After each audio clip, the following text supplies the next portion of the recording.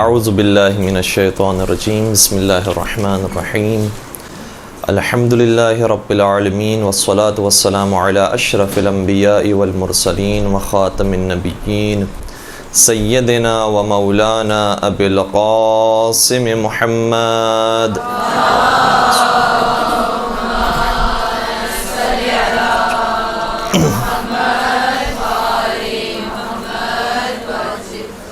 وعلى أهل بيته الطيبين الطاهرين المعصومين المظلومين الذين أذهب الله عنهم الرجس وطهرهم تطهيرا.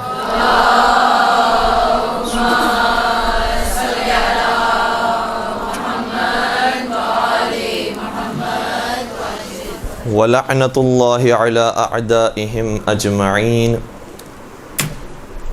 چھٹے سرکار فرزند رسول صادق امام جعفر صادق علیہ السلام کی مناسبت سے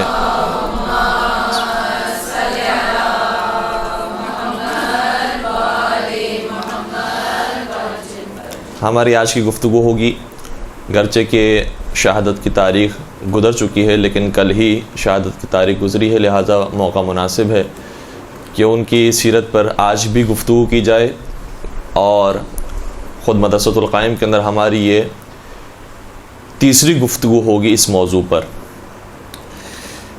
چھٹے سرکار ہوں یا کوئی بھی ہمارے امام ہوں، ہر امام کی زندگی کی اس قدر گوشے پوشیدہ ہیں کہ ہر ایک گوشے پر اشروں کے اشرے رکھے جا سکتے ہیں اور مسلسل گفتگو کی جا سکتی ہے. سیرت پیغمبر اکرم پر تو گفتگو لوگ سنتے ہی رہتے ہیں، سیرت مولا کائنات پر سنتے ہیں، سیرت مولا حسین پر کچھ حد تک سنی جاتی ہے، لیکن باقی ائمہ کی زندگی کو اس قدر بیان نہیں کیا جاتا. لہذا یہ ہم نے مناسب سمجھا کہ چھٹے امام کی زندگی کو کسی حد تک مزید کھولا جائے اور بیان کیا جائے. ہم میں اور باقی مسلمانوں کے اندر ایک بہت بڑا فرق یہ ہے کہ ہم اپنے آپ کو شیعہ کہتے ہیں، اور باقی مسلمانوں کے فرقے انہوں نے اپنے لیے کوئی نہ کوئی نام رکھا ہے. ہمارے شیعہ ہونے میں اور ہمارے اپنے آپ کو شیعہ کہنے میں اور ان کا اپنے آپ کو کچھ اور کہنے میں بڑا فرق ہے. ہم جو اپنے آپ کو شیعہ کہتے ہیں، یہ شیعہ کا لفظ ہم نے ایجاد نہیں کیا ہے بلکہ پیغمبر اکرم نے ارشاد فرمایا ہے. پیغمبر اکرم نے جا بجا ارشاد فرمایا، یا علی انت وشیعتک هم الفائزون، یا علی انت وشیعتک هم خیر البریہ. یہ لفظ شیعہ پیغمبر اکرم نے اپنی احادیث کے اندر بیان کیا ہے کہ اے علی، تم اور تمہارے شیعہ بہترین امتی ہیں، تم اور تمہارے شیعہ یقیناً کامیاب ہونے والے ہیں. تو خود پیغمبر اکرم نے اپنی حیات کے اندر یہ بتا دیا کہ کامیاب وہ ہے کہ جو علی کے ساتھ ہے، اور جو علی کے ساتھ ہے اس کا کوئی اور نام نہیں، اس کا نام شیعہ ہے. تو یہ لفظ کسی اور کے لیے استعمال نہیں ہوا، صرف مولا کائنات کے چاہنے والوں کے لیے، اور مولا کائنات کے بعد جو ان کے اوصیاء کو اور ان کے جانشین کو مانتا ہے ان کے لیے لفظ استعمال ہوتا ہے. اور باقی جتنے بھی فرقے ہیں انہوں نے جو اپنے لیے لفظ تجویز کیا ہے وہ پیغمبر کا تجویز کردہ نہیں ہے، وہ انہوں نے خود اپنی طرف سے بنایا ہوا ہے. لہذا کسی نے سنی کہا، کسی نے اپنے آپ کو حنفی کہا، کسی نے مالکی کہا، کسی نے شافعی کہا، کسی نے حنبلی کہا، کسی نے وہابی کہا، کسی نے سلفی کہا. یہ جتنے بھی الفاظ ہیں، حتیٰ وہ افراد کے جو ہر چیز کو بدعت مانتے ہیں سوائے اس کے کہ جو پیغمبر کی زبان سے صادر ہوئی ہو، انہوں نے بھی جب اپنے لیے کوئی نام تجویز کیا تو وہ نام تجویز نہ کر سکے جو پیغمبر کی زبان سے جاری ہوا تھا. یعنی لوگوں کو بدعت کہنے والے خود اس معاملے کے اندر بدعت کا شکار ہو گئے، اور ہم وہ ہیں کہ جنہوں نے سنت پر عمل کیا، کہ ہم اس نام کو لے کر آئے ہیں کہ جس نام کو خود پیغمبر اکرم نے اپنی زبان سے جاری کیا ہے. پھر دوسرے حوالے سے دیکھا جائے، یہاں تک بات پہنچنے کے بعد ایک دوسری بات اگر دیکھی جائے کہ فقہ جعفری کے اندر اور باقی فقہوں کے اندر ایک بہت بڑا فرق ہے. فقہ حنفی، فقہ مالکی، فقہ شافعی، فقہ حنبلی، یہ چار فقہ وہ ہے کہ جو اہل سنت کے مشہور ترین فقہ ہیں. اور چاروں کے ماننے والے مختلف علاقوں کے اندر، مختلف ممالک کے اندر پائے جاتے ہیں۔ ویکیپیڈیا پر اگر سرچ بھی کیا جائے تو ریزلٹس نکل آئیں گے اور بتا دیا جائے گا کہ کہاں کس فقہ کے ماننے والے لوگ موجود ہیں۔ تو ان کی فقہ میں اور ہمارے فقہ جعفری ہونے میں بہت فرق ہے۔ وہ یہ خود اہل سنت اس بات کا اعتراف کر رہے ہیں اور اعلان کر رہے ہیں کہ فقہ حنفی جو سب سے پہلی فقہ ہے، امام ابو حنیفہ کی فقہ، اس سے پہلے کے جتنے مسلمان تھے وہ فقہ حنفی کے پیروکار نہیں تھے، کیونکہ ہو ہی نہیں سکتے۔ جب تک ابو حنیفہ کی ولادت نہیں ہوئی ہے اس وقت تک ان کے پیروکار کہاں سے آ جائیں گے؟ تو اس کا مطلب یہ ہوا کہ اس سے پہلے کے جتنے مسلمان تھے، نہ وہ فقہ حنفی پر تھے، نہ وہ فقہ مالکی پر تھے، نہ وہ فقہ شافعی پر تھے، نہ وہ فقہ حنبلی پر تھے، اور تھے مسلمان۔ اس سے نتیجہ یہ نکلا کہ اس کا مطلب یہ ہوا کہ ممکن ہے کہ انسان چاروں فقہ کو نہ مانتا ہو تب بھی وہ مسلمان ہو، اور ایسا مسلمان کہ جس کی شان میں اگر آپ نے کوئی ایک کلمہ بھی کم کہہ دیا تو لوگ آپ کو کافر کہہ دیں گے، چاہے تاریخ میں جو کچھ اس کے بارے میں لکھا گیا ہو، لیکن اگر ہم نے ان کے بارے میں کچھ حقیقت بیان کرنا شروع کر دی تو ہمیں لوگ کافر کہیں گے اگر ان کو خدا نخواستہ ہم نے مسلمان نہ کہا۔ جبکہ فقہ جعفری کے ماننے والے وہ فقط واحد ہیں کہ اگر ان سے پوچھا جائے کہ فقہ جعفری سے پہلے آپ کون سی فقہ پر عمل کرتے تھے تو ہم فخر کے ساتھ کہہ سکتے ہیں ہم فقہ باقری پر تھے، اس سے پہلے ہم فقہ سجادی پر تھے، اس سے پہلے فقہ حسینی پر تھے، اس سے پہلے فقہ حسنی پر تھے، اور اس سے پہلے فقہ علوی پر تھے۔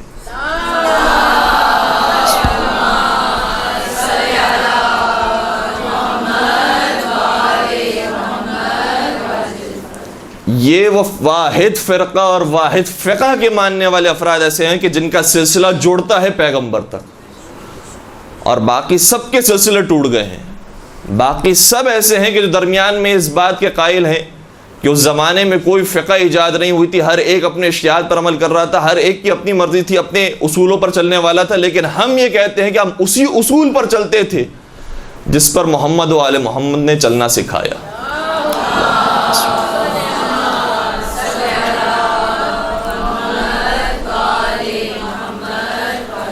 تو شیعہ ہونے اور دوسرے مذاہب کے ہونے میں بہت فرق ہے، فقہ جعفری ہونے اور دوسرے فقوں کے ہونے میں بہت فرق ہے۔ اسی طریقے سے امام صادق کے امام ہونے اور امام ابو حنیفہ کے امام ہونے میں بھی بہت فرق ہے، اور یہ تو وہ بات ہے کہ جس کا اعتراف خود ہم نے اپنے کانوں سے سنا کہ اہل سنت عالم دین نے ٹی وی پر آ کر یہ بات کی کہ لفظ امام یہ بہت وسیع لفظ ہے، اس کے اندر ہر ایک شامل ہو سکتا ہے۔ کسی مسجد کا کوئی نماز پڑھانے والا ہے اسے بھی امام جماعت کہتے ہیں، وہ بھی امام ہو جاتا ہے۔ اور کتنے امام، اب یہ امام کا لفظ وہ تو بہت کثرت کے ساتھ استعمال کرتے ہیں، ان چاروں کے لیے تو امام کا لفظ آتا ہی ہے، امام ابو حنیفہ، امام مالک، امام شافعی، امام حنبل، لیکن اس کے علاوہ بھی جو بڑے بڑے اکابر علماء ہوتے ہیں ان کے لیے بھی لفظ امام استعمال کرتے ہیں۔ مثلا امام ذہبی کہتے ہیں، امام فخر الدین رازی کہتے ہیں، تو ان کے نام کے آگے جو لفظ امام لگا ہے اور چھٹے امام کے نام کے آگے جو لفظ امام لگا ہے اس میں زمین آسمان کا فرق ہے۔ اور وہ خود اپنی گفتگو کے اندر یہ ٹی وی کے جو الفاظ ہیں میں آپ کے سامنے تقریباً ایز اٹ از پیش کر رہا ہوں، وہ کہتے ہیں کہ امام ابو حنیفہ امام ہیں لیکن صرف فقہ کے شعبے کے اندر، علم فقہ کے علاوہ وہ امام نہیں ہیں۔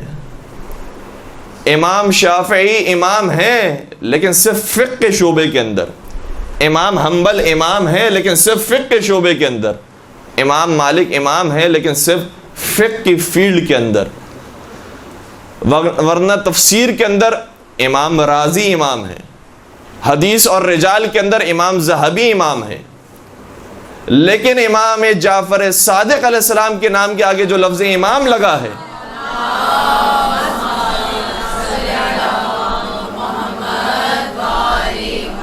چاہے فقہ کا میدان ہو تو جعفر صادق امام ہے، تفسیر کا میدان ہو تو جعفر صادق امام ہے، حدیث کا میدان ہو تو جعفر صادق امام ہے، رجال کا میدان ہو تو جعفر صادق امام ہے، کوئی دینی اور دنیاوی علم ہو، تمام علوم کے اندر اگر کوئی امام اور رہنما اور رہبر ہے تو جعفر صادق علیہ الصلوۃ والسلام۔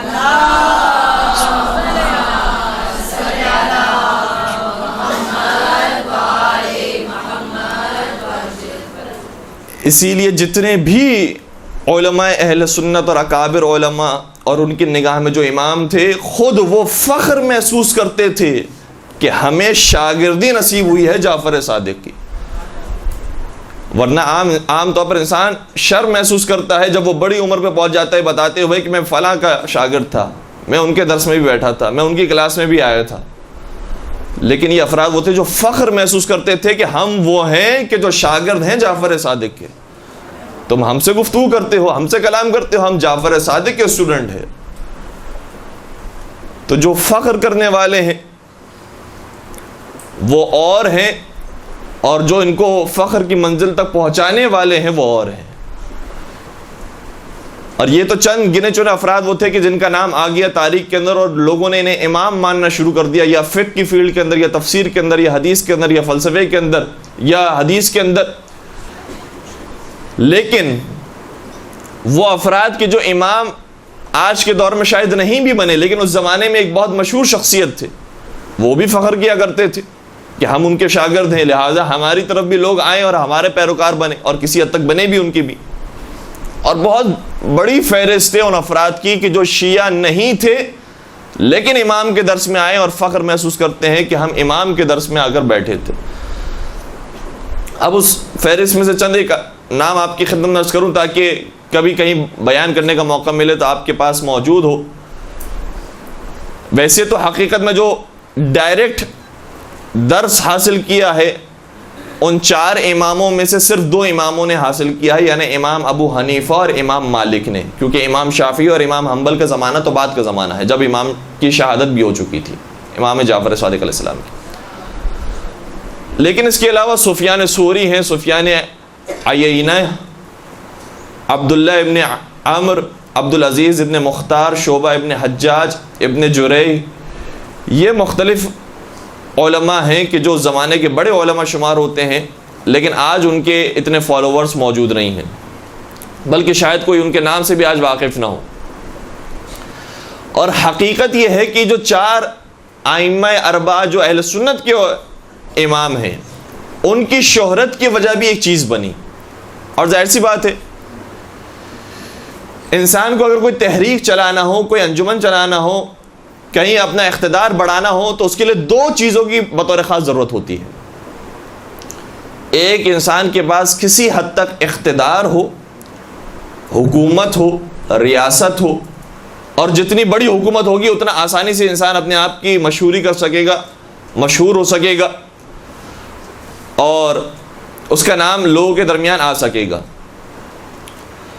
دوسری چیز جس کی بھرپور ضرورت ہوتی ہے وہ ہے مال اور دولت۔ دولت کے بغیر انسان کی گاڑی نہیں چل سکتی۔ کون جانے گا کہ کون تحریک اٹھانے والا ہے؟ ہر چیز کے اندر پیسے کی ضرورت ہے۔ لوگ آئے ہیں، ان کے آنے کے جو اخراجات ہیں وہ برداشت کرنے پڑتے ہیں، سہولیات جو ان کو دی جاتی ہے وہ برداشت کرنی پڑتی ہے، اس کے بعد نام انسان کا نکھرتا ہے، ابھرتا ہے۔ تو یہ جو 4 افراد تھے ان کا نام اس لیے مشہور ہو گیا کیونکہ حکومت وقت نے انہیں استعمال کیا، اور جب بھی کوئی بات پیش کرنا ہوتی تھی تو ان میں سے کسی کو استعمال کیا جاتا تھا۔ ہر حاکم نے، ہر بادشاہ وقت نے ان میں سے کسی کو استعمال کیا اور کہا کہ ان سے مسئلہ معلوم کرو، ان سے جوابات حاصل کرو، ان کی طرف رجوع کرو، یہ قضاوت کریں گے، یہ قاضی ہیں، یہ قاضی القضات ہیں، یہ تمام مسائل کے جاننے والے ہیں۔ لہٰذا بار بار جب حکومت کی طرف سے ان کا نام لیا گیا تو یہ افراد مشہور ہو گئے اور ابھر گئے۔ اور اسی طریقے سے دولت بھی ان کو دی گئی تاکہ یہ اپنے درس کو بڑھائیں، اور آپ محسوس کریں گے کہ اہل بیت وہ ہیں کہ نہ انہیں حکومت ملی ہے نہ دولت دی گئی، باغ فدق بھی ان سے چھین لیا گیا اور حکومت بھی چھین لی گئی، باغ فدق بھی لے لیا گیا، مسجد نبوی سے بھی نکال دیا گیا، لیکن اس کے باوجود نہ صرف یہ کہ اپنے زمانے میں اہل بیت کا نام سب سے زیادہ منور اور روشن تھا، بلکہ آج تک اہل بیت کا نام سب سے زیادہ بلند ہے۔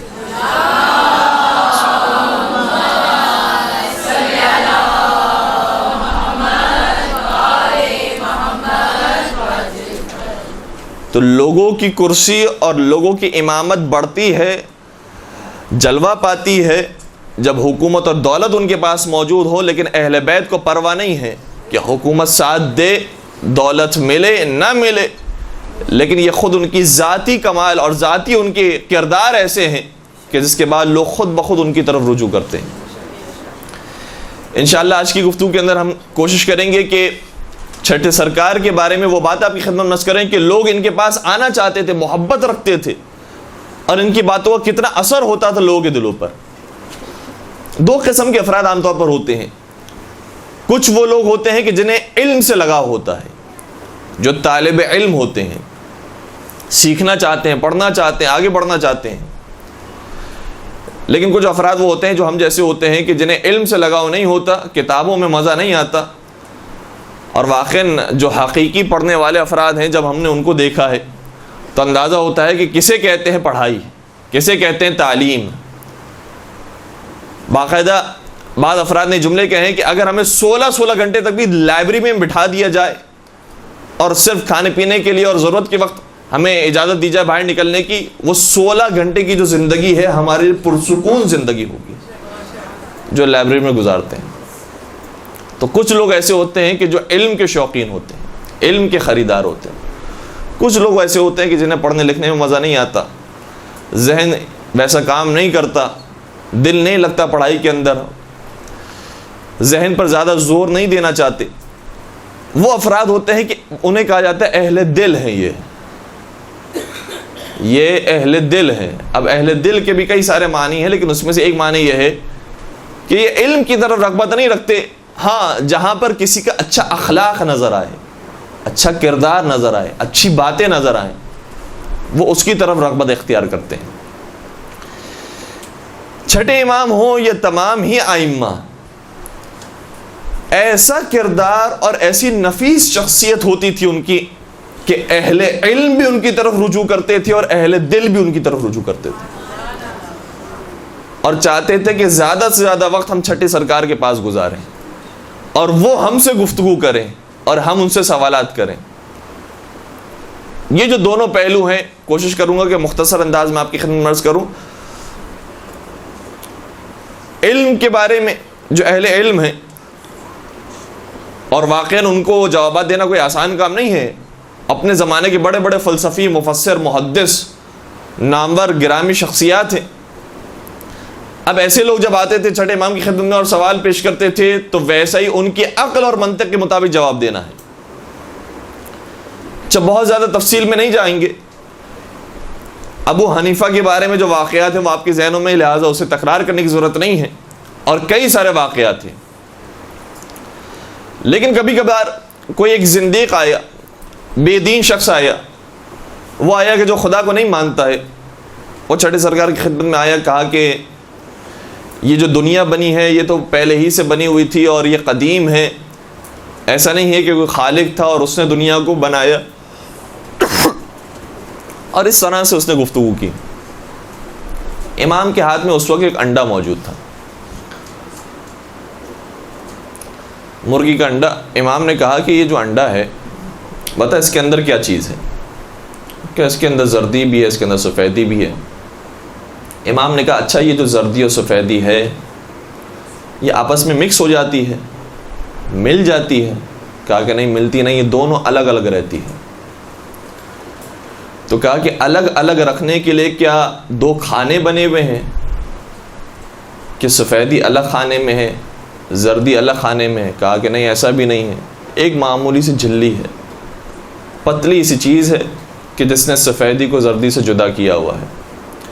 کہ اچھا یہ بتا کہ جو زردی اور سفیدی جو تجھے نظر آتی ہے، اگر یہ کچھ دیر کے لیے مرغی کی گرمائش کو محسوس کرے تو اس کے بعد کیا ہوگا؟ کہا بچہ نکلے گا۔ کہا کس سے بچہ نکلے گا؟ اسی زردی اور سفیدی سے، کچھ عرصے کے بعد بچہ پیدا ہو جائے گا۔ کہ اچھا یہ بتا کہ اگر ہم بچہ پیدا ہونے سے قبل اسے توڑ دیں تو پھر کیا ہوگا؟ کیا بچہ ہی پیدا ہوگا؟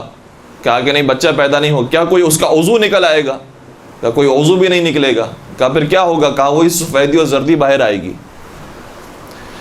کہا یہ جو نشانیاں تو دیکھ رہا ہے صرف ایک چھوٹے سے انڈے کے اندر، یہ جو چھوٹا سا انڈا جو جس کے اندر اس طرح سے حیرت انگیز باتیں پوشیدہ ہیں، کیا کسی حکیم، عاقل اور کسی بڑے متکبر اور خالق کے علاوہ کسی کی ایجاد ہو سکتی ہے؟ کون ہے کہ جس نے ایسا ایجاد کیا؟ اگر یہ پہلے ہی سے موجود تھی اور کوئی زلزلہ آیا، کوئی حادثہ ہوا اور اس کے بعد یہ پوری دنیا خلق ہو گئی، تو اسے کیا ایسی نزاکت کے ساتھ، اس طرح سے ترتیب اور ترکیب کے ساتھ کیا پیدا ہونا چاہیے تھا؟ یقیناً کوئی ذات ایسی ہے کہ جس نے اسے ایسا بنایا ہے، اور وہیں پر ہی وہ کلمہ پڑھتا ہے اور کہتا ہے اشہد ان لا الہ الا اللہ واشہد ان محمد رسول اللہ واشہد انک خلیفۃ اللہ۔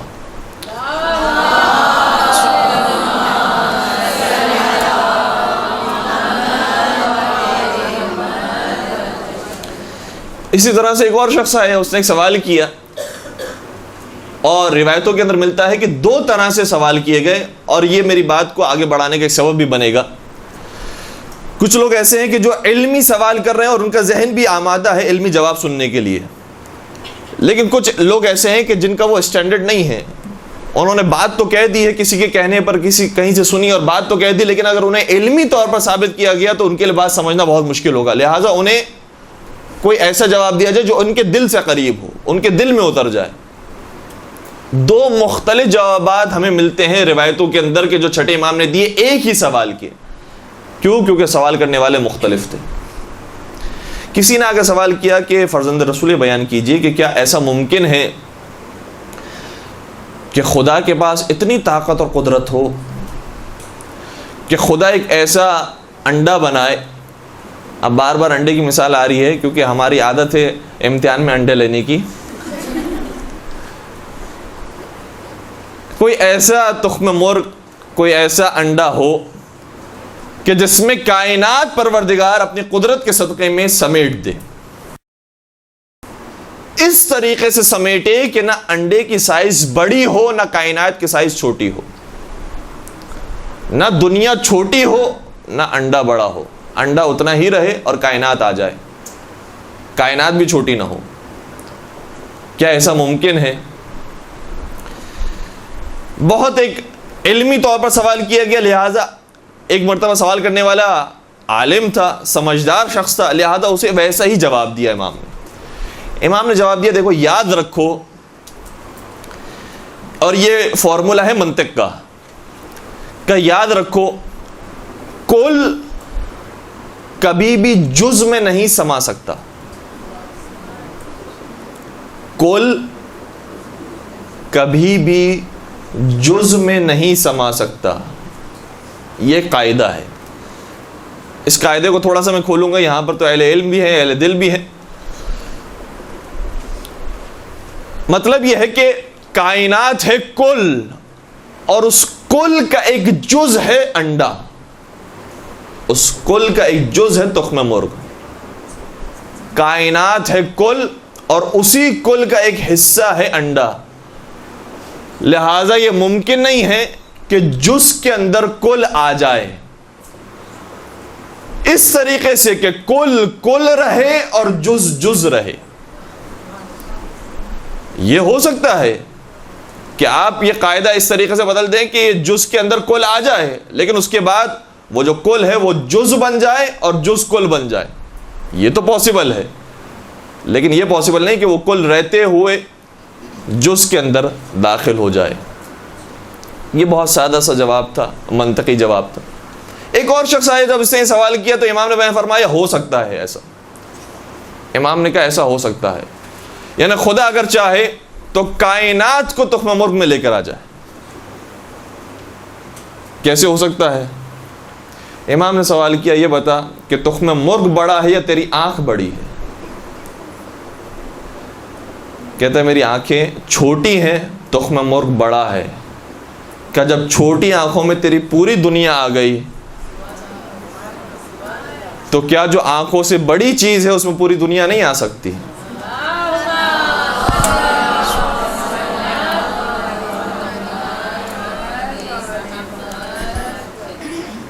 لیکن جو ذہین افراد ہیں، جو سمجھدار لوگ ہیں، وہ سمجھ جائیں گے کہ امام نے یہاں پر جواب جو دیا ہے وہ اس کی معرفت کے مطابق دیا ہے، وہ اس کے دل میں اتارنے کے لیے ایک بات کہی ہے. ورنہ حقیقت یہ ہے کہ کبھی بھی کل جز کے اندر نہیں آ سکتا. ہاں، یہ جو آنکھ دیکھتی ہے کائنات کو، یہ کائنات کی تصویر دیکھتی ہے، یہ کائنات کی تصویر دیکھیے. اب کائنات کو جتنا چھوٹا کر دیں، ابھی ہم صرف کلاس کو دیکھ رہے ہیں، اس کلاس کو مزید مائنس کرتے کرتے، زوم کا جو مائنس کا حصہ ہوتا ہے وہ کرتے کرتے آپ اس کو بہت چھوٹا کر دیں، اس کے بعد پورا مدرسہ نظر آنے لگے گا. اور فرض کیجئے کہ ٹی وی کو یا کمپیوٹر کو ملاحظہ کریں تو پوری دنیا آپ دیکھ رہے ہیں اسی ایک آنکھ کے ذریعے. دنیا کے بعد کائنات کو دیکھ رہا ہے انسان اسی آنکھ کے ذریعے، لیکن وہ تصویر کو دیکھ رہا ہے. تصویر تو انسان کی آنکھ میں آ سکتی ہے ایک حد تک، مگر وہ چیز پوری انسان کی آنکھ میں داخل نہیں ہو سکتی. یہ اہل علم کے لیے جواب اور وہ اہل دل کے لیے جواب.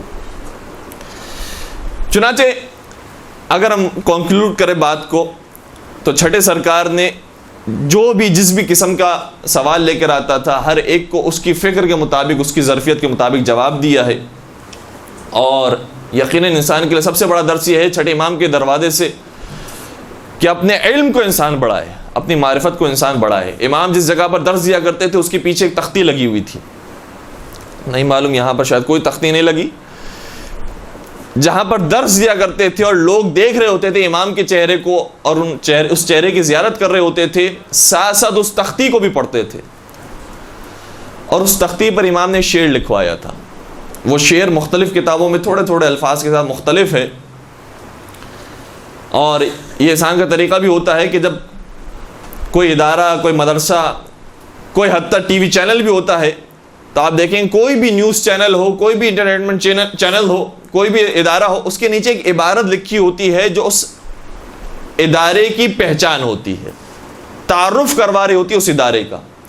غالباً یہاں مدرسۃ القائم کے اندر جو عبارت نیچے لکھی ہوئی ہے اور یہاں پر بھی شاید موجود ہے ہمارے مائک کے نیچے جو لکھی ہے کہ علم حاصل کرو ماں کی گود سے لحد تک. یہ خود ایک تعارف ہوتا ہے مدرسے کا کہ کیا یہاں پر دیا جا رہا ہے، کیا یہاں پر سکھایا جا رہا ہے. امام کے مکتب میں جہاں امام درس دیا کرتے تھے اس مسند کے پیچھے تختی لگی تھی، اس میں ایک عبارت لکھی تھی، وہ یہ تھی کہ لیس الیتیم الذی قد مات والدہ، اور بعض جگہ پر ہے لیس الیتیم من مات والدہ ان الیتیم یتیم العلم والادب. یتیم وہ نہیں ہے کہ جو باپ سے محروم ہو جائے، حقیقت میں یتیم وہ ہے جو علم اور ادب سے محروم ہو جائے، وہ یتیم ہے. اور کتنا خوبصورت جملہ ہے، اس جملے کے اندر کتنے پیغامات موجود ہیں. یعنی اگر وہ یتیم ہے تو ہماری کیا ذمہ داری بنتی ہے؟ اگر کوئی شخص باپ سے محروم ہو جاتا ہے تو اس کی ذمہ داری بنتی ہے کہ اس کے مالی اخراجات کو ہم برداشت کر لیں، اس کے مالی طور پر اس کو وسائل فراہم کریں تاکہ اس کی آسانی کے ساتھ زندگی گزر سکے. اگر کوئی علمی طور پر یتیم ہے تو پھر ہماری ذمہ داری بنتی ہے کہ علمی طور پر اس کے معیار کو بلند کیا جائے. تو 2 یتیم خانے کھولنے کی ضرورت ہے. یتیم خانے صرف اس چیز کا نام نہیں ہے کہ جہاں پر انسان کے پیٹ پوجا کی جاتی ہے اور جہاں پر اس کو کھانا کھلایا جاتا ہے، وہ صرف یتیم خانہ نہیں ہے، بلکہ آج ہم بھی یتیم خانے کے اندر موجود ہیں جہاں ہمارے علمی طور پر ہماری پرورش ہو رہی ہے، جہاں علمی طور پر ہمیں تقویت حاصل ہو رہی ہے، علمی طور پر ہم پروان چڑھ رہے ہیں. یہ بھی ایک بہت بڑا کام ہے، یہ بھی یتیموں کی کفالت کرنے کا طریقہ ہے. تو یتیم حقیقت میں اسے نہ کہو کہ جو صرف باپ سے محروم ہو گیا. اگر انسان جاہل ہے تو یہ حقیقت میں یتیم ہے. اور پھر ایک مقام پر ایک شخص یہ کہتا ہے کہ میں نے چھٹے سرکار کو دیکھا چونکہ چھٹے سرکار بہت مختلف مقامات پر گفتگو کیا کرتے تھے، مناظرے کیا کرتے تھے، اور یہ بھی ایک پوری مستقل کتاب ہے کہ امام نے کہاں کہاں پر گفتگو کی اور کیسے مناظرے ہوئے ہیں. کبھی کسی ایک شخص سے مناظرہ کیا، کبھی ایک پورا گروہ آیا مناظرہ کرنے کے لیے، اس گروہ کے سوالوں کے جوابات دیے. امام نے کبھی مدینے کے اندر بیٹھ کر مناظرہ کیا، کبھی حج کے موقع پر مکے کے اندر مناظرہ کیا، حتیٰ کبھی مسجد الحرام کے اندر مناظرہ کیا، کبھی کسی مسلمان سے مناظرہ کیا، کبھی کسی زندیق سے مناظرہ کیا، کسی کافر سے مناظرہ کیا، کسی فلسفی سے مناظرہ کیا، کسی مفسر سے مناظرہ کیا، کسی محدث سے. کئی سارے مناظرے ہیں کہ جو امام کے ہیں. جب امام حج سے تقریباً واپسی پر یا حج کے موقع پر جو آخری ایام ہوتے ہیں، منا کی پہاڑی پر چڑھ کر ایک جملہ ارشاد فرماتے ہیں، اور وہ جملہ ہمیں یاد دلاتا ہے مولا متقیان کی. اور راوی کہتا ہے باقاعدہ، یہ اہل سنت کتاب کے اندر موجود ہے، اگر حوالہ لکھنا چاہے تو لکھ بھی سکتے ہیں، سیر اعلام النبلاء. سیر اعلام النبلاء میں علامہ الذہبی نے جلد نمبر 6 صفحہ نمبر 255 کے اندر یہ لکھا ہے کہ راوی کہتا ہے، کنت اذا نظرت الى جعفر ابن محمد علمت انه من سلالة النبیین وقد رأيته واقفا عند الجمرة یقول سلونی سلونی. راوی کہتا ہے کہ میں نے کئی مرتبہ دیکھا کہ جعفر صادق، جب بھی میں نے ان پر نگاہ کی میں نے حتمی طور پر پا لیا کہ یقیناً یہ نبی کی پاک اولاد میں سے ہے، کیونکہ میں نے انہیں منا کی پہاڑی پر کھڑے ہوتا ہوا دیکھا اور وہی فرما رہے تھے سلونی سلونی، مجھ سے پوچھو مجھ سے پوچھو. اور تاریخ میں کوئی ایسا شخص نہیں گزرا ہے جو یہ دعویٰ کرنے والا ہو سوائے ان کے آباء و اجداد کے، جو علی مرتضیٰ جیسے ہوں اور حسین سید الشہداء جیسے ہوں، کہ جہاں انہیں موقع ملتا تھا کہتے تھے سلونی سلونی قبل ان تفقدونی، ہم سے پوچھو قبل اس کے کہ تم ہمیں کھو دو. تو جو بات علی مرتضیٰ نے ارشاد فرمائی وہی بات جعفر صادق نے ارشاد فرمائی. گویا بتا دیا کہ مدینۃ العلم تو پیغمبر ہیں، لیکن باب مدینۃ العلم کبھی علی ہوتے ہیں، کبھی حسن ہوتے ہیں، کبھی حسین ہوتے ہیں، کبھی سجاد ہوتے ہیں، کبھی باقر.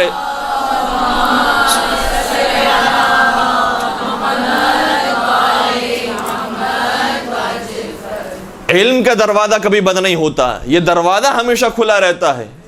کبھی تم باقر محمد باقر سے سوال کرتے ہو، کبھی تم جعفر صادق سے سوال کرتے ہو، کبھی موسیٰ کاظم سے سوال کرتے ہو. تمہاری علم کی تشنگی کو اگر کوئی دور کرتا ہے تو یہ اہل بیت ہے جو دور کرتا ہے.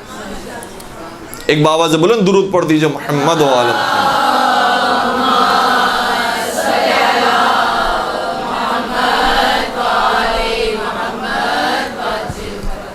اہمیت علم کے اوپر تو بہت ساری گفتگو کی جا سکتی ہے. اب میں بات کو سمیٹتے ہوئے، اور چونکہ یہاں پر اہل علم افراد ہیں اور طالب علم افراد ہیں، لہٰذا ایک چھوٹی سی بات میں کہہ کر جا رہا ہوں، انشاءاللہ یہ بہت اہم ہوگی ہمارے خود کے لیے اور سب کے لیے. انسان جو ہے وہ بہت ساری ویب سائٹس کو دیکھتا ہے، انٹرنیٹ پر سرفنگ کرتا ہے، اور کبھی کبھار غیر اہم چیزوں کو دیکھتا ہے، خدا نہ خاصہ نامناسب چیزوں کو. بہتر ہے کہ کچھ سائٹس اگر انسان کو معلوم ہو کہ جہاں پر انسان گویا ایسا جائے کہ جیسے لائبریری کے اندر جاتا ہے، اور بے شمار کتابیں ہوں انسان کے ہاتھوں میں، جب چاہے جو چاہے کتاب کھول کر دیکھ سکے، بہت آسان ہو جائے انسان کے لیے کتابیں پڑھنا. اس لیے میں نے چند ایک ویب سائٹ سے جو اپنے پاس نوٹ کی، انشاءاللہ آپ کے ذہنوں میں بھی اگر کوئی ویب سائٹ ہو تو مجھے بتائیے گا، میں اس کے اندر مزید اضافہ کروں گا. انشاءاللہ کبھی اور موقع ملا تو دوسروں کے درمیان بھی بیان کیا جائے گا. ایک ویب سائٹ جو بہت پہلے کی بنی ہوئی ہے زیارات.net کے نام سے، اسپیلنگ میں آپ کی خدمت میں عرض کر رہا ہوں، دو طرح سے اس کی اسپیلنگ لکھی گئی ہے، ZIYARAT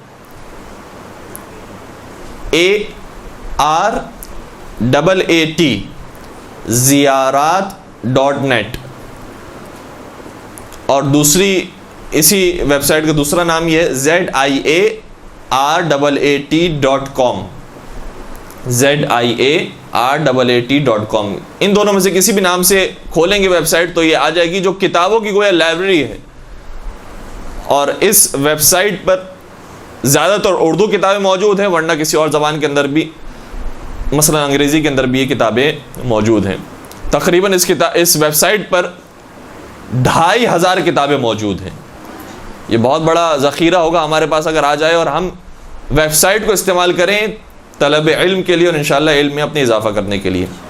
دوسری website shiamultimedia.com SHIAMULTIMEDIA shiamultimedia.com.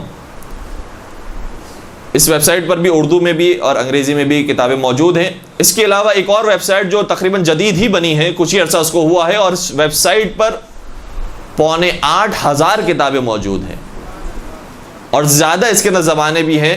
انگریزی اردو کے علاوہ بھی کچھ اور زبانوں کے اندر بھی کتابیں موجود ہیں, اور زیادہ تر انہوں نے ویسے میرے خیال میں اردو زبان کی کتابیں سب سے زیادہ رکھی ہے.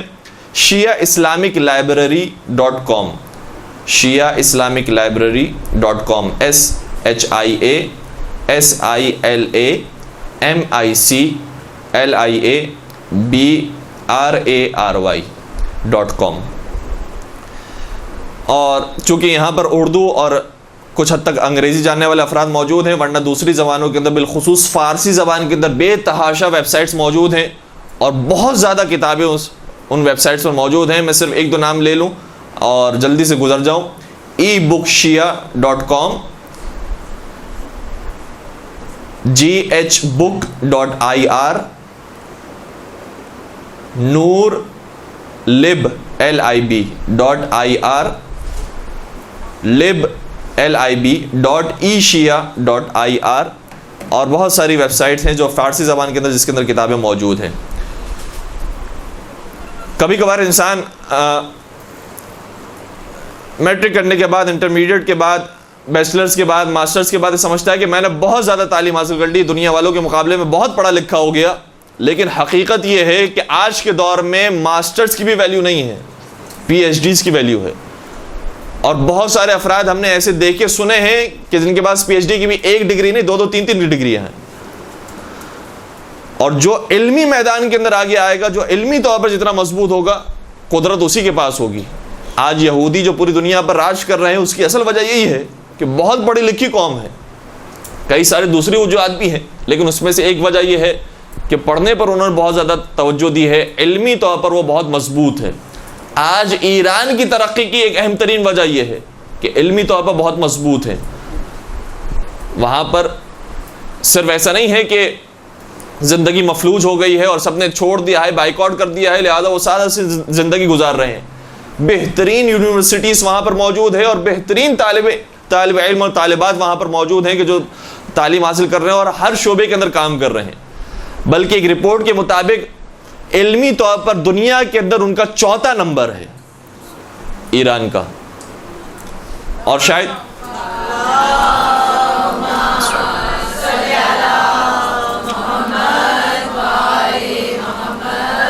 اور ویب سائٹس پر بھی یہ رپورٹ موجود ہے. اگر آپ جا کر دیکھیں گے تو اندازہ ہوگا کہ امریکہ کا ایک مقام شاید وہ 1st نمبر پر ہے, چائنا ہے, اس کے علاوہ دوسرا ملک ہے, تو 4تھے نمبر پر ایران ہے علمی طور پر. لہٰذا وہ پوری دنیا سے آسانی سے ٹکر لیا ہوا ہے کہ ہمارے پاس بھی افراد کم نہیں ہیں, نظریات دینے والے, افکار دینے والے, صحیح راستہ دکھانے والے, صحیح سمت میں لے جانے والے لوگ کم نہیں ہیں. تو علمی طور پر اگر انسان مضبوط ہوگا تو پھر اس کا معاشرے کے اندر مقام ہوگا, اور لوگ اس کی طرف توجہ ہوں گے, سب اس کے سامنے جھکیں گے اور بات مانی جائے گی. تو ایک طرف سے چھٹے سرکار نے علمی طور پر لوگوں کو مضبوط کیا, اپنے شاگردوں کو مضبوط کیا. دوسرے طرف سے جو اخلاقی طور پر امام کا کردار ایسا ہوا کرتا تھا, اتنا خوبصورت انداز ہوتا تھا کہ لوگوں کا دل خود بخود مائل ہو جاتا تھا امام کی طرف. اس قسم کے اب کئی سارے واقعات ہیں, میں بس 1-2 واقعات کو شاید آپ کی خدمت بیان کر پاؤں گا. اور اس کے بعد دوسری بات, زرارہ ابن اعین کا نام آپ نے شاید سنا ہو, امام کے بہت قریبی ساتھیوں میں ان کا شمار ہوتا ہے زرارہ ابن اعین کا. بلکہ جو 7 افراد یا بعض روایتوں کے اندر 8 افراد, بعض روایتوں کے اندر 5 افراد وہ ہے کہ جن کے بارے میں امام نے فرمایا کہ یہ ہمارے خاص افراد ہیں, اگر یہ نہ ہوتے تو آثار نبوت مٹ جاتے. ان افراد کے اندر زرارہ ابن اعین کا نام بھی شامل ہے. زرارہ ابن اعین کے ایک پڑوسی تھے جو شراب پینے والا تھا. شراب نوش تھا، مال حرام کھانے والا تھا. اور کوشش ہر ایک کی ہوتی ہے. بہرحال ہم کسی کے بارے میں فوراً سے فیصلہ نہیں کر سکتے کہ یہ اگر یہ کام کر رہا ہے تو اس کی تو خصلت میں یہی ہے، یہ تو چاہتا یہ ہے کہ اسی طریقے سے زندگی گزارے، برا آدمی ہے. اور اس طریقے سے لعن طعن کرنے سے، برا بھلا کہنے سے کوئی فرق نہیں پڑتا. خود انسان کے اوپر یہ لعن طعن ہو رہی ہوتی ہے، خود انسان برا بن رہا ہوتا ہے کسی اور کو کہنے سے. اب اس کی جو دلی آرزو ہے اس کا اندازہ اس وقت ہوا کہ جب اس نے زرارہ سے کہا کہ اے زرارہ، تم جاتے ہو امام کی خدمت میں، امام کے پاس جاتے ہو، کبھی کوئی میرا بھی تذکرہ کیا کرو اور امام سے پوچھا کہ میرے پڑوس میں جو ایک پڑوسی رہتا ہے وہ شراب پیتا ہے، کوئی آپ اسے ایسی نصیحت کریں، کوئی ایسی بات کریں کہ میری یہ عادت چھٹ جائے مجھ سے، میں دور ہو جاؤں اور میں آپ کا سچا چاہنے والا، ماننے والا بن جاؤں. اس بات سے پتہ چلتا ہے کہ خود انسان تبدیل ہونا چاہ رہا ہے لیکن چھوڑ نہیں پا رہا. جیسے انسان کبھی کبھار، بہت سارے لوگ ایسے نماز فجر کو پڑھنا چاہتے ہیں لیکن پڑھ نہیں پا رہے، جلدی نہ سونے کی وجہ سے، غفلت کی وجہ سے، کسی اور وجہ سے. جب یہ زرارہ سے بات کی، زرارہ مدینہ میں جب پہنچے امام کی خدمت میں سلام پہنچانے کے لیے، دوسری باتیں کہنے کے لیے، یہ بات بھی کہہ دی زرارہ نے کہ ایک میرا پڑوسی ہے وہاں پر، وہ مجھے یہ کہہ رہا تھا کہ امام کی خدمت میں جب جانا تو یہ کہنا کہ میں مال حرام کھاتا ہوں، شراب نوشی کرتا ہوں، کوئی کہ ایسا وسیلہ ہو سکتا ہے کہ میری معافی مل جائے، میں بخشا جاؤں، مجھے صحیح راستہ مل جائے. امام نے فرمایا اسے یہ جا کر کہنا کہ تیرے امام، تیرے والی، تیرے سرکار نے تجھے یہ کہا ہے کہ اگر آج سے تو مال حرام چھوڑتا ہے، شراب کو چھوڑتا ہے، تو تو نے جو جتنے سابقہ گناہ کیے ہیں، جتنی شراب، جتنا مال حرام، جتنا کچھ کیا ہے، سب میں ذمہ داری لیتا ہوں کہ خدا کے حضور جا کر بخشواؤں گا. یہ جا کر اسے کہہ دینا. یہ جب زرارہ اپنے شہر میں دوبارہ پلٹے تو بہت سارے لوگ ملنے کے لیے آئے. اس میں سے یہ بھی تھا جو ملنے کے لیے آیا تھا. سب تو اسی لیے آئے تھے کہ زیارت کرے اس شخص کی کہ جو امام کی زیارت کر کے آیا ہے، امام کا دیدار کر کے آیا ہے. سب جانے لگے. یہ شخص جب جانے لگا تو امام نے روک لیا، بٹھا دیا. زرارہ نے بٹھا دیا. زرارہ نے کہا کہ مجھے تجھ سے ذرا کام ہے. جب سب چلے گئے تو زرارہ نے آگے کہا کہ میں نے امام کی خدمت میں تیرے عریضے کو پیش کیا تھا. امام نے بڑا عجیب جواب دیا. امام نے فرمایا کہ اس سے جا کر یہ کہہ دینا کہ تیرے امام نے کہا ہے کہ تو نے جو کچھ سابقہ زندگی میں کیا وہ سب میں معاف کروا لوں گا اگر تو آج سے بدلنے کا ارادہ کرتا ہے. کہا واقعاً جعفر صادق نے مجھے یہ نوید دی ہے، مجھے یہ بشارت دی ہے کہ میری معافی ممکن ہے. بس یہ وہاں سے چلا اور زرارہ کو کہتا ہے کہ میں کوشش کروں گا کہ امام کی بات پر عمل کروں. مجھے سمجھ نہیں آ رہا کہ میں کیا کروں کیا نہ کروں. اگر امام کی بات پر عمل کرتا ہوں تو میرے لیے آسانی سے جنت موجود ہے، لیکن عمل کرنا آسان نہیں ہے، سخت مرحلہ ہے. اور بہت سارے لوگ یہ سوال کرتے بھی ہیں کہ مولانا صاحب یہ بتائیے کوئی ایسا عمل، کوئی ایک چھوٹا سا مختصر سی بات بتا دیجئے کہ ہماری زندگی بدل جائے. صرف بات بتانا اور بات سن لینا کافی نہیں ہے، بات سننے کے بعد وہ حوصلہ پیدا کرنا کہ عمل کر سکیں. درس اخلاق کے ایک استاد نے بہت خوبصورت جملہ کہا کہ آج جو ہم درس اخلاق دے رہے ہیں، آج کا درس اخلاق سننے کے بعد اگلے ہفتے میں آؤں گا، درس اخلاق دوں گا اور پورا سال درس اخلاق دیتا رہوں گا. اس درس اخلاق کا کوئی فائدہ نہیں ہے کہ آپ آتے رہیں، میں آ کر درس دیتا رہوں، اگلے ہفتے دوبارہ آؤں، دوبارہ درس دوں، آپ آئیں سنیں، تیسرے ہفتے آؤں، چوتھے ہفتے آؤں، پورے سال میں اسی طریقے سے درس دیتا رہوں. کوئی اس کا فائدہ نہیں ہوگا. درس اخلاق سننے کا اس وقت تک فائدہ نہ ہو جب تک درس سننے کے بعد اخلاق تبدیل نہ ہو. ورنہ سنتے رہے بات، یہی سلسلہ چلتا رہے گا، بڑھتا رہے گا. وہی جیسے زندگی پہلے گزار رہے تھے آج بھی وہی زندگی گزار رہے ہیں. تو ہم نے آ کر یہ وقت گویا ضائع کر دیا. آ کر جو لے کر جانا تھا، اس کے بعد بدلنا تھا، وہ کام نہیں کر سکا. وہ شخص گیا اور کچھ دنوں کے بعد اس نے ایک شخص سے کہلوایا، زرارہ کو جا کر کہو کہ مجھے کام ہے، مجھے ملنا ہے زرارہ سے. یہ شخص آیا زرارہ کے پاس. زرارہ اس کے گھر پہ پہنچا، دروازے کو دستک دی. اس نے اندر سے جواب دیا، اے زرارہ، میں نے جتنے بھی برتن تھے گھر کے سب صدقے میں دے دیے، جس کا جو حق بنتا تھا سب لوٹا دیا، جو جو گھر کے اندر چیزیں موجود تھی سب دے دی، تاکہ مال حرام میرے گھر میں باقی نہ رہے۔ یہاں تک کہ میرے تن پر اب لباس موجود نہیں ہے کہ میں دروازہ کھول کر تمہیں اندر بلاؤں، میں نے سب کچھ دے دیا تاکہ جعفر صادق میری شفاعت کرے۔ جعفر صادق سے کہہ دینا کہ میں نے ان کے جملے کا پاس رکھا ہے، وہ بھی میری بات کا پاس رکھے ہیں۔ زرارہ یہ بات سننے کے بعد جب دوبارہ مدینے جاتا ہے، مدینے میں امام کو دیکھا نہیں تھا، امام نے ارشاد فرمایا کہ اس شخص نے ہماری خاطر سب کچھ دے دیا۔ یاد رکھو، گویا یہ جملہ ارشاد فرمایا، خدا کی قسم ہم اسے اپنے ہاتھوں سے جنت میں لے کر جائیں گے۔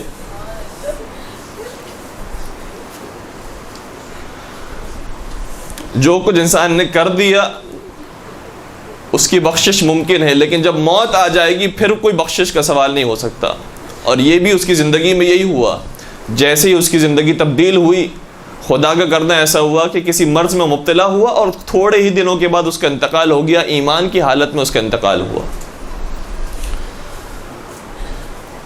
اور کئی مقامات پر اس طرح کے جملے ملتے ہیں۔ سید حمیری یا حمیری یا حمیری بہت بڑے شاعر تھے اور اہل بیت کی شان میں بھی قصیدے کہے ہیں، لیکن اسی مرض کے اندر مبتلا تھے، شراب نوشی تھی۔ بار بار امام نے روکنے کی کوشش کی لیکن اس عادت سے چھٹکارا نہ پا سکے، یہاں تک کہ مرنے کا جب وقت آ گیا لوگوں نے دیکھا کہ سید حمیری کا پورا بدن سیاہ پڑنے لگا۔ بدن میں ویسے بہت خوبصورت اور بہت سرخ و سفید پوست کے انسان تھے، لیکن وہ افراد کے جو مرتے وقت ان کے قریب موجود تھے کہتے ہیں کہ ان کے بدن پر ایک سیاہ دانہ پیدا ہوا اور آہستہ آہستہ بڑھنے لگا، یہاں تک کہ پورا بدن سیاہ پڑ گیا۔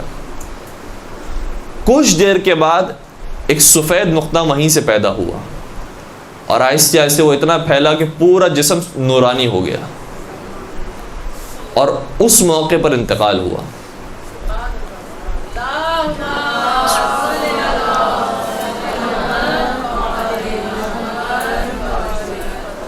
جب کسی نے آ کر اطلاع دی امام کو کہ سید حمیری کا انتقال ہو گیا ہے تو امام نے شاہ فرمایا رحمک اللہ، رحمہ اللہ، خدا اس پر رحمت نازل کرے۔ اس نے فوراً سے کہا کہ وہ تو شراب پینے والا تھا۔ امام نے کہا کہ صحیح ہے، وہ گناہوں کے اندر ملوث تھا، مگر یاد رکھو جو ہماری امامت پر اور ہماری محبت پر یقین رکھتا ہے، پروردگار اس کے لیے کوئی نہ کوئی مرحلہ ایسا پیدا کرتا ہے کہ زندگی کے اندر اس کی ان گناہوں کا کفارہ ہو جاتا ہے اور وہ ایمان کی حالت میں دنیا سے جاتا ہے۔ لہٰذا صحیح ہے وہ گناہ کرنے والا تھا، اور پھر اپنے تکیے کے نیچے سے ایک کاغذ نکالا، کہا یہ دیکھو یہ سید حمیری نے مجھے لکھ کر دیا ہے۔ سید حمیری کہتا ہے کہ مولا میں نے بہت گناہ کیے ہیں، آپ کے نام کو بدنام کیا ہے، مجھے معاف کر دیجیے گا، میں اس کے بعد کبھی شراب نہیں پیوں گا۔ اور جیسے ہی اس نے یہ ارادہ کیا خدا نے اسے موت دے دی اور ایمان کی حالت میں اس دنیا سے رخصت ہوا۔ اب یہ ہم اپنے بارے میں تو یہ فیصلہ نہیں کر سکتے کہ موت کے وقت بھی وہ ایمان کی حالت ہوگی یا نہیں ہوگی،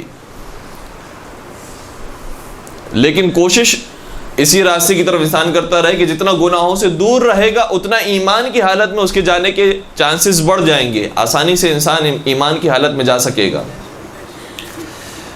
اور ایک ادب کی بات جو جناب حر کے واقعے کے اندر بھی ملتی ہے، جناب حر جو علیہ الصلوۃ والسلام آج کہلاتے ہیں، صحیح ہے بہت سارے انہوں نے جرائم کیے تھے، مظالم ڈھائے تھے، لیکن ایک ادب جو ان کے اندر موجود تھا کہ جہاں فاطمہ زہرا کا نام آ گیا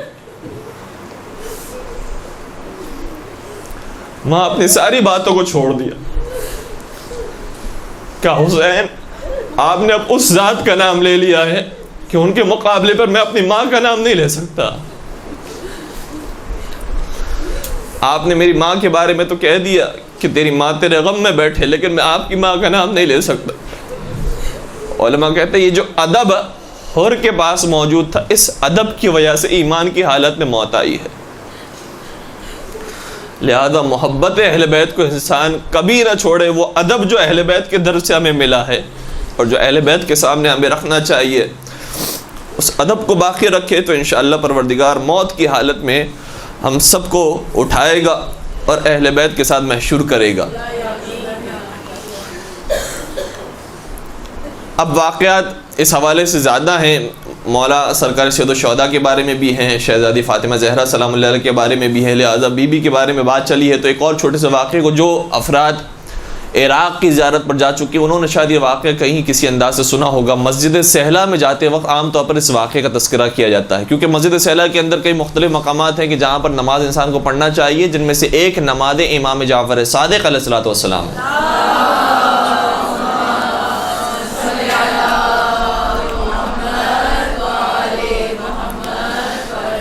بار بار امام وہاں پر جایا کرتے تھے، جب بھی کوئی حاجت ہوتی تھی وہاں 2 رکعت نماز پڑھتے تھے، اس کے بعد دعا مانگتے تھے۔ وہ 2 رکعتی نماز اور وہ دعا آج بھی موجود ہے، اور دعا عام طور پر وہی دعا کہ جو چھٹے امام نے مانگی تھی وہ پڑھائی بھی جاتی ہے۔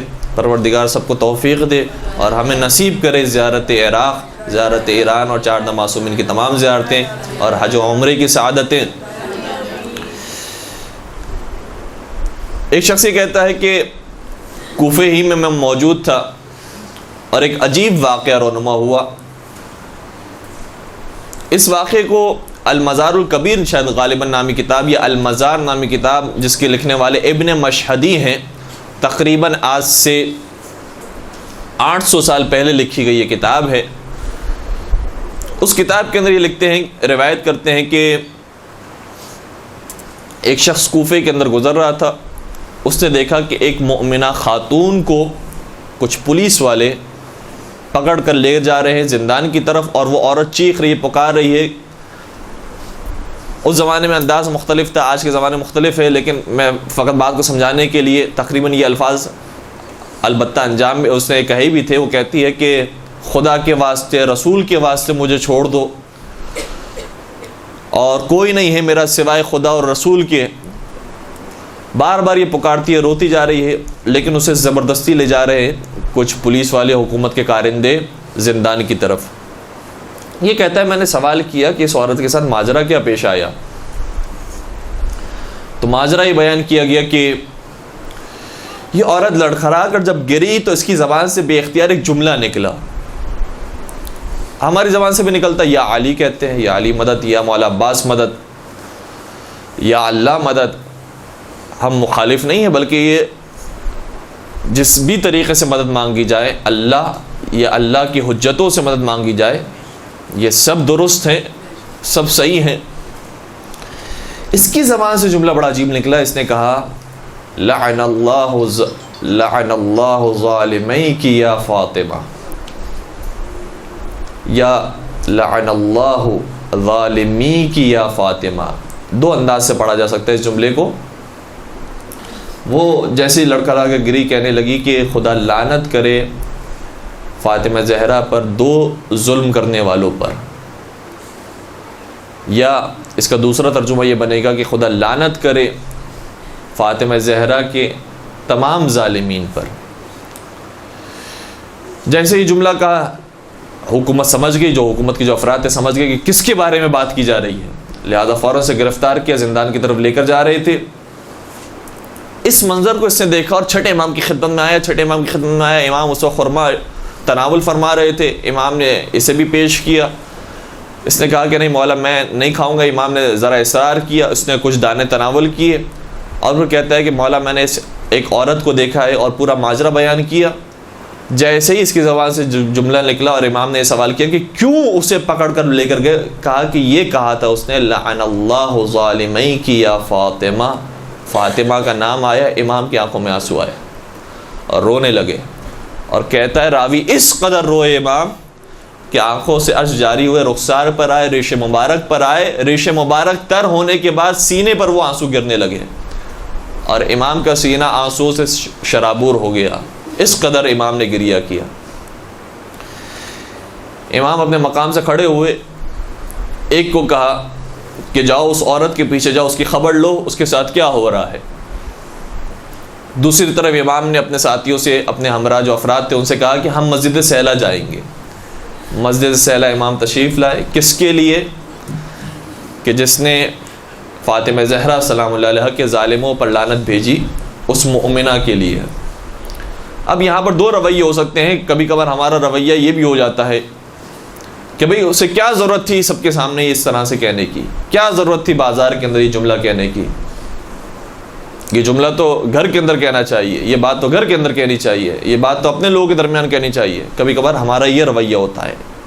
امام نے دوسرا رویہ اختیار کیا، یہ بات جہاں کہنی چاہیے واقعا انسان کو محل موقع کا مناسبت سے گفتگو کرنی چاہیے، لیکن اگر اس کی زبان سے جملہ جاری ہوا ہے جو صحیح بات ہے تو اس کی رہائی کے لیے بھی تو کوئی انتظام کرنا ہے، اس کو چھڑوانے کے لیے بھی تو کوئی انتظام کرنا ہے۔ لہٰذا نکلے امام مسجد سیلا کی طرف، 2 رکعت نماز پڑھی، نماز پڑھنے کے بعد اس مؤمنہ کے لیے دعا کی، اور وہ پوری دعا مسجد سیلا کے اعمال کے اندر بھی ذکر ہے، باقاعدہ اس مؤمنہ کی طرف جو جملہ کا ہاذہ المرأہ، اس عورت کے لیے میں دعا کرتا ہوں۔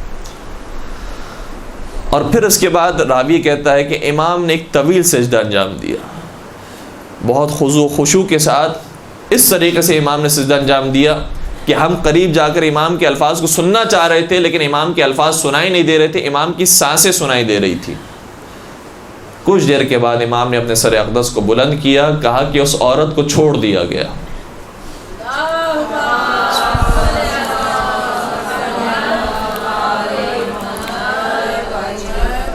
یہاں پر جو افراد موجود تھے مسجد سیلا میں، وہ بھاگے اس شخص کے پیچھے کہ جو خبر لینے کے لیے گیا تھا۔ راستے میں اس سے ملاقات ہوئی، کہا کہ کیا ہوا اس کے ساتھ، کہا کہ اسے آزاد کر دیا گیا۔ کہا کیسے آزاد کیا؟ کہا ایسے آزاد کیا کہ جب اسے لے کر جا رہے تھے زندان کے قریب تو ایک شخص آیا، سوال کیا کہ تو نے کیا کہا ہے؟ اس نے یہ جملہ دوبارہ سے دہرایا، لعن اللہ ظالمی کا یا فاطمہ۔ کہا اچھا تو نے یہ کہا ہے، ٹھیک ہے، آئندہ سے یہ جملہ احتیاط سے۔ اس کے بعد اپنی طرف سے 200 درہم دیے، کہا تو چلے جا۔ پہلے تو کہا کہ تو قاضی کے پاس جا، اس نے کہا کہ نہیں، یہ 200 جو درہم ہے، یہ چونکہ تو حکومت کا آدمی ہے لہٰذا میں 200 درہم قبول نہیں کروں گی، جا تو چلے جا۔ پھر جب اس نے قاضی کی طرف بھیجنے کی بات کی تھی، اس نے کہا نہیں، اب قاضی کی طرف نہیں، تو گھر پر جا، اور گھر پر جا کر تو سکون کی زندگی گزار۔ یہ عورت یہ کہتی ہے کہ میں نے اس حالت میں 200 درہم سے منع کیا جبکہ مجھے اس کی شدید ضرورت تھی، لیکن میں نے انکار کر دیا۔ امام نے یہ سارا ماجرا سنا، امام تک یہ سارا ماجرا پہنچایا گیا۔ امام نے ارشاد فرمایا اگر اس نے یہ کام کیا ہے تو جاؤ ہماری طرف سے۔ اس وقت امام کے پاس 7 دینار موجود تھے، اور ظاہر سی بات ہے درہم اور دینار میں بہت فرق ہے۔ دینار امام نے 7 دینار کہے کہ یہ ہماری طرف سے اسے دینا، اور یہ کہنا جعفر صادق نے تجھے سلام پہنچایا ہے۔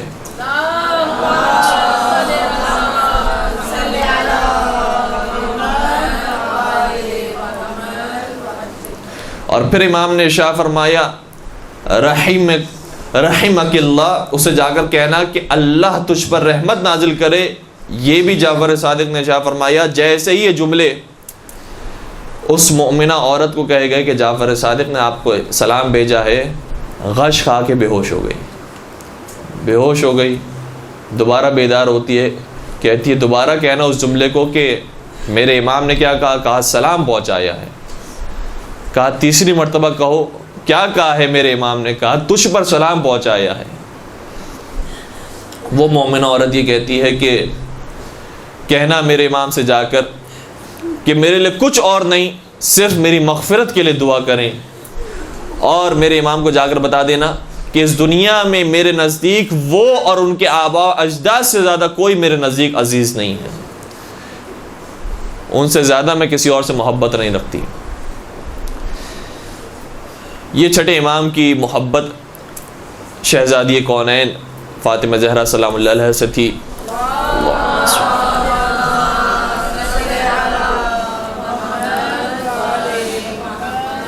چونکہ شہادت کے دن گزرے ہیں 25 شوال اور 15 شوال، یہ دونوں تاریخیں کتابوں کے اندر موجود ہے کہ امام کی شہادت کی تاریخیں، مناسب یہ ہے کہ امام کی شہادت کو بھی کسی حد تک آپ کی خدمت میں بیان کروں۔ صحیح ہے کہ امام نے جو زندگی گزاری وہ باقی اماموں کی بنسبت آزاد فضا کے اندر اپنی روایتیں، اپنی احادیث بیان کرنے کا زیادہ موقع ملا، لیکن اس کے باوجود کئی مرتبہ منصور دوانقی نے اپنے گھر کے اندر بلایا، اپنے دربار میں بلایا، کئی مرتبہ تلوار نکالی، امام کے اوپر چلانے کی کوشش کی، اور کچھ واقعات کا تذکرہ میں گزشتہ گفتگو کے اندر بھی کر چکا ہوں۔ حتیٰ ایک مرتبہ وقت یہ آیا کہ امام کے گھر پر آگ لگا دی، امام کے گھر کو رات میں جلا دیا گیا۔ امام دوڑتے ہوئے گھر سے باہر نکلے، اپنے اہل و عیال کو گھر سے باہر نکالا۔ اگلا دن جب آیا تو راوی کہتا ہے کہ میں امام کی خدمت میں پہنچا، امام گریہ فرما رہے تھے۔ میں نے کہا کہ مولا صحیح ہے، آپ کے اوپر بہت ستم ہوا، رات آپ کے گھر کو جلا دیا گیا، آپ کو بے دردی کے ساتھ باہر نکالا گیا، آپ اس طریقے سے اپنے اہل و عیال کے ساتھ باہر نکلے۔ امام نے ارشاد فرمایا ہمارا گریہ اس وجہ سے نہیں ہے، بلکہ ہمارے گھر کے جلنے سے مجھے خیموں کا جلنا یاد آ گیا۔ میں تو جب گھر سے نکلا تھا تو میرے گھر کی عورتیں پورے حجاب کے ساتھ گھر سے باہر نکلی، میرے بچے جب گھر سے باہر نکلے تو انہیں خوف نہیں تھا کہ کوئی کھڑا ہے جو انہیں تماچے لگائے گا۔ میں جب گھر سے باہر نکلا تو میں نے گھر سے باہر نکل کے اپنے بابا کے کٹے سر کو تو نہیں دیکھا، مگر لا یومک یومک یا ابا عبداللہ، عاشور کے جیسا تو کوئی دن نہیں ہے کہ جب شام غریبہ سید سجاد خیمے سے باہر آتے ہیں تو اپنے بابا کے کٹے سر کو نو کے نیزہ پر دیکھتے ہیں۔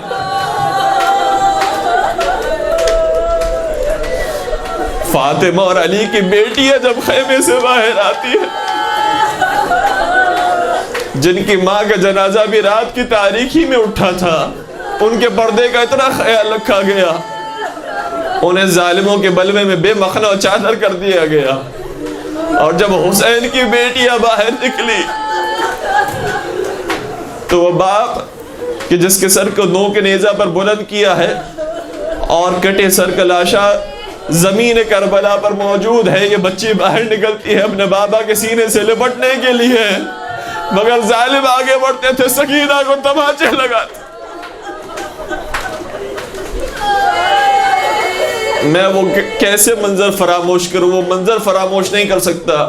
کئی مرتبہ سید آقا امام صادق علیہ السلام نے کئی مرتبہ اپنے شعراء کو یہ کہا کہ سرکار سید الشہداء کی مرثیہ خوانی کرو، مرثیہ خوانی ہوئی، امام نے بہت گریہ کیا۔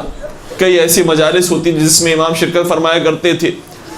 جب ایک مرتبہ مرثیہ خوانی کے وقت امام گریہ کر رہے تھے، ایک کنیز نے اپنا چھوٹا سا بچہ امام کی گود میں دیا، جیسے ہی گود میں بچہ آیا امام نے داڑھے مار کر رونا شروع کیا، گریہ بہت بڑھ گیا، گویا امام بتانا چاہ رہے تھے اس بچے سے کوئی کم تو نہ تھا، حسین کا بچہ علی اصغر، اس بچے سے کم پیارا تو نہ تھا علی اصغر، اسے کیوں 3 دن کا بھوکا پیاسا اس طریقے سے نہر کیا گیا۔ ان آوازوں پر خدا رحمت نازل کرے، ان آوازوں کو بلند کرے۔ چھٹے امام ایک مرتبہ ایک مجلس کے اندر شریک ہوئے، اگلا دن آیا، امام نے سوال کیا مجلس رکھوانے والے سے، تجھے معلوم ہے کہ کل میں بھی آیا تھا تیری مجلس میں؟ کہا کہ مولا اگر آپ تشریف لائے تھے تو ہمیں بتاتے، ہم آپ کو صدر محفل میں بٹھاتے، آگے آ کر بٹھاتے، ممبر کے قریب بٹھاتے، آپ کو ممبر دیتے، آپ ذکر کرتے۔ امام نے عجیب جملہ ارشاد فرمایا اس مجلس کے اندر جب میں آنا چاہتا تھا تو جہاں عزاداروں کی جوتیاں پڑی تھی وہاں میں نے کچھ ایسی ہستیوں کو دیکھا جس کے بعد میں نے جرت نہ کی کہ مجلس کے اندر آؤں، میں وہیں پر ہی بیٹھ گیا۔ چھٹے سرکار نے اس طریقے سے غم حسین کو یاد رکھا ہے، مولا حسین کے غم کو اس طریقے سے منایا ہے۔ میں بس اتنا ہی سی بات کروں گا اور پھر بس ختم مجلس کروں۔ مولا آپ کے گھر کو بھی جلایا گیا، مولا حسین کے خیموں کو بھی جلایا گیا، لیکن ایک اور دروازہ وہ ہے جسے جلایا گیا، وہ کسی اور کا در نہیں، وہ رسول کی بیٹی کا دروازہ تھا۔ فاطمہ زہرا کے دروازے کو بھی جلایا گیا، مگر اتنا فرق تھا، جب آپ کے گھر کے دروازے کو جلایا گیا تو کسی گھر کی خاتون پر ہاتھ بلند نہ کیا گیا، مگر فاطمہ زہرا کے دروازے کو جب جلایا گیا، ایک طرف سے جلتا ہوا دروازہ فاطمہ زہرا کے پہلو پر گرا، منہ سے شہید ہو گئے، دوسری طرف سے ظالم آگے بڑھا، ایک تماچا فاطمہ۔ مصائب کے یہ جملے غالباً شیخ شوستری نے اپنے مجلس کے اندر پڑھے، کہتے ہیں جیسے ہی وہ تماچا لگنا تھا، ایک آنکھ سے فاطمہ زہرا کو خون جاری ہو گیا۔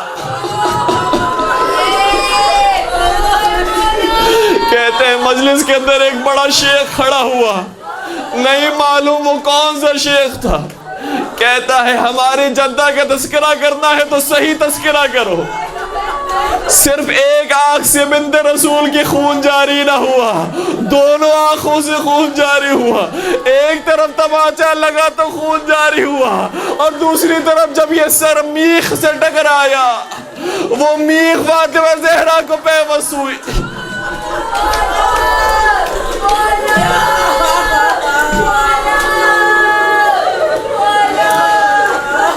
فاطمہ زہرا کو دونوں طرف سے آنکھوں سے خون جاری ہو گیا۔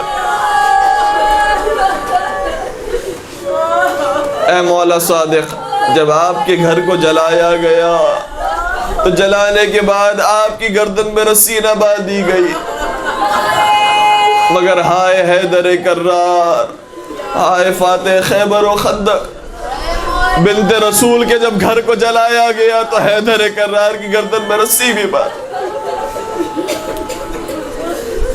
پالنے والے اس قلیل سی عبادت کو اپنی بارگاہ میں قبول فرما، اناس و گرمال سیدہ میں جگہ عنایت فرما، ہمارے تمام گناہ کبیرہ صغیرہ کے مغفرت فرما، ہمارے مرحومین کے مغفرت فرما، سیرت محمد و آل محمد پر چلنے کی توفیق عطا فرما، تمام شیعان حیدر کرار کی جان مال عزت و آبرو کی حفاظت فرما، جو رزق کی پریشانی مبتلا ان کے رزق حلال عطا فرما، جو کسی بھی مرض کے اندر مبتلا ہے، چاہے جسمانی مرض ہو چاہے روحانی مرض ہو، پروردگار ان تمام امراض سے نجات عطا فرما، پالنے والے ہم سب کو 4 دم معصومین کی زیارت نصیب فرما، حج اور عمرے کی سعادت ہم سب کو نصیب فرما، تمام مظالم سے انتقام کے لیے اپنی آخری حجت اور ہادی امام حسر و زمان کے ظہور میں تعجیل فرما، ہمیں ان کے اعوان و انصار عاشقین و محبین میں شمار فرما۔